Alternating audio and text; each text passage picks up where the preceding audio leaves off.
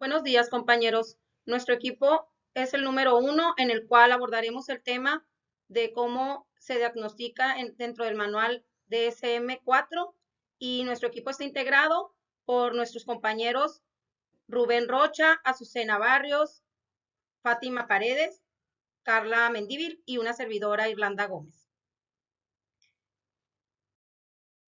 Bueno, le daré una breve introducción donde abordaremos el desarrollo del tema, en el cual este artículo habla sobre el manual diagnóstico de SM4 y da a conocer sobre los conceptos básicos, la definición y una breve historia sobre los antecedentes del manual.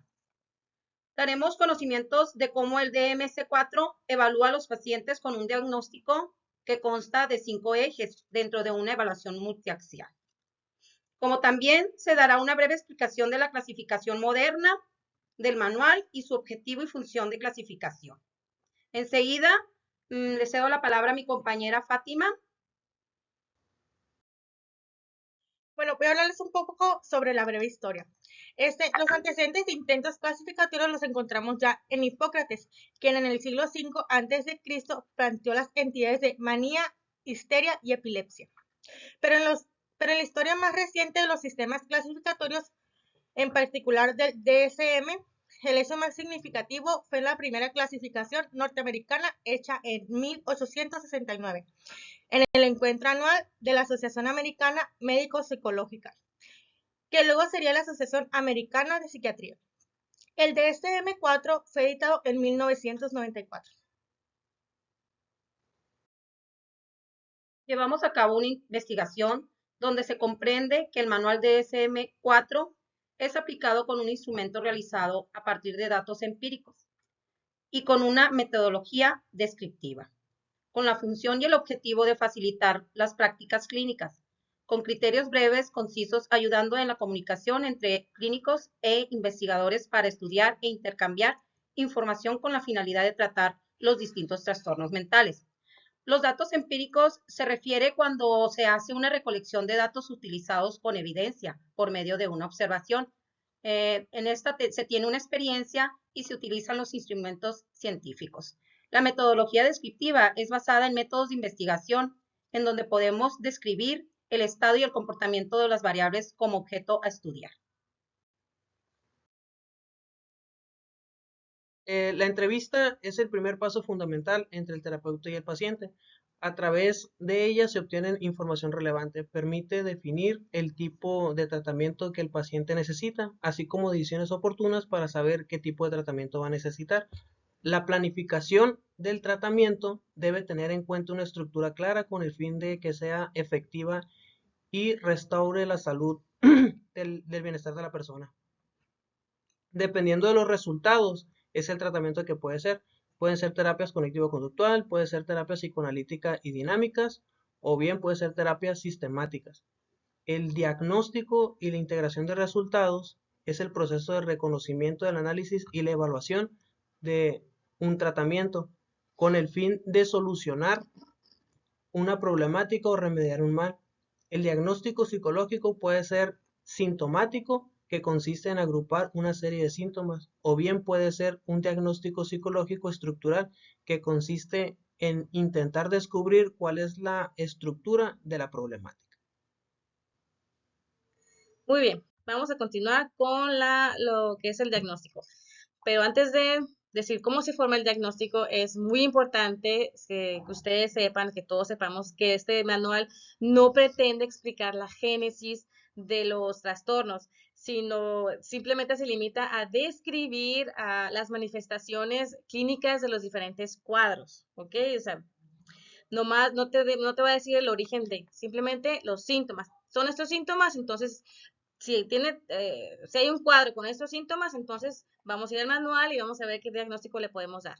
Ahora, el manual dice que los diagnósticos no debemos abusar de ellos. No porque alguien salga que es drogadicto, que tiene un trastorno psicótico, ahí viene la loca, ahí viene el trastornado. Ay, no, para eso no se utilizan los diagnósticos. Ahora, dice que el manual diagnóstico, el 4, dice que para cada trastorno encontramos criterios específicos que deben cumplirse para poder diagnosticar el cuadro. ¿Y cómo hacemos eso? De ahí sigue la evaluación multiaxial. Multiaxial, para los que no sepan, multiaxial significa que agarra y toma información de distintos ejes. ¿Qué significa? Que para hacer un diagnóstico son 5 ejes los que se necesitan cumplir con ciertas características para hacer el diagnóstico. Entonces, son 5 ejes. El eje 1, que es el que codifica los trastornos clínicos y otras enfermedades que pueden ser objeto de atención física, perdón, de atención clínica. Por ejemplo, los trastornos de ansiedad y los trastornos facticios. ¿Cuáles son los trastornos facticios? Los trastornos facticios pueden ser el engañar a los demás, diciéndoles que tú estás enfermo o buscando la manera de enfermarte para decir, ay, yo estoy enferma, ayúdenme, o sea, que ya se te haga un vicio engañar a ese tipo de personas de esa manera. ¿Ok? En el eje 2 codifica trastornos de la personalidad, el retraso mental y los mecanismos de defensa. Si se acuerdan de los mecanismos de defensa, ¿verdad? Que son la negación, la proyección, la represión, la sublimación. Aquí se ven en este eje lo que es la esquizofrenia y otros trastornos psicóticos. Vamos a continuar con el eje 3. Este codifica enfermedades médicas actuales que son potencialmente para la comprensión del trastorno mental. Estas se agrupan en varias categorías, como por ejemplo enfermedades del sistema respiratorio, enfermedades del sistema digestivo, complicaciones del embarazo, entre otras. El eje 4 registra los problemas psicosociales y ambientales que pueden afectar el diagnóstico. También se encuentran agrupados en grandes categorías.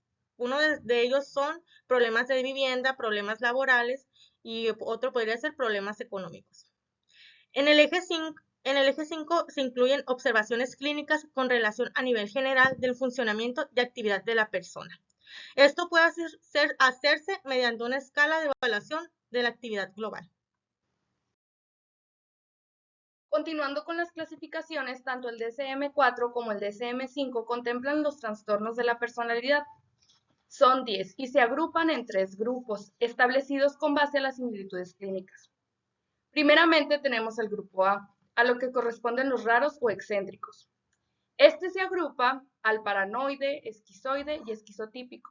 Presentan una gravedad y persistencia de los síntomas por un lado y pues por el otro es la pausa de déficits sociales y relacionales. Continuando con el grupo B, en este se encuentran los dramáticos, emocionales y erráticos, los cuales se agrupan al antisocial, límite, histotriónico y narcisista, es decir, no controlan los impulsos y son extremadamente inestables. Por último, encontramos el grupo C. En este se asocian los ansiosos y temerosos. Agrupan los trastornos por evitación, dependencia, obsesivo-compulsivo, que tienen como un monto de ansiedad y miedo exagerado o bien miedo a perder el control. Esto es todo por nuestra parte, pero a manera de conclusión se puede mencionar que el DSM-4 y sus siguientes versiones seguirán siendo herramientas y solo eso, para la práctica clínica. No es la panacea de las dificultades psicológicas y su diagnóstico, pero sí constituye un medio del cual se puede valer el psicólogo en su ejercicio profesional, sobre todo si se da en un plano institucional donde generalmente se requiere un diagnóstico concreto derivados de esta taxonomía psiquiátrica. Como parte de este conocimiento y uso crítico del DSM, es contemplar los discursos políticos que subyacen la práctica de la clasificación psiquiátrica, así como sus repercusiones en la vida de las personas, el recibir una etiqueta diagnóstica. Además, hay que considerar las contribuciones y obstáculos para el desarrollo de la disciplina en la psicología clínica. Esto conduce a repensar que la enseñanza de la psicopatología a los futuros psicólogos, donde no se limite a la enunciación de una lista de síntomas y signos y delimitación de cuadros nosológicos, sino a la problematización de esta forma de conceptualización de lo psicopatológico. Gracias.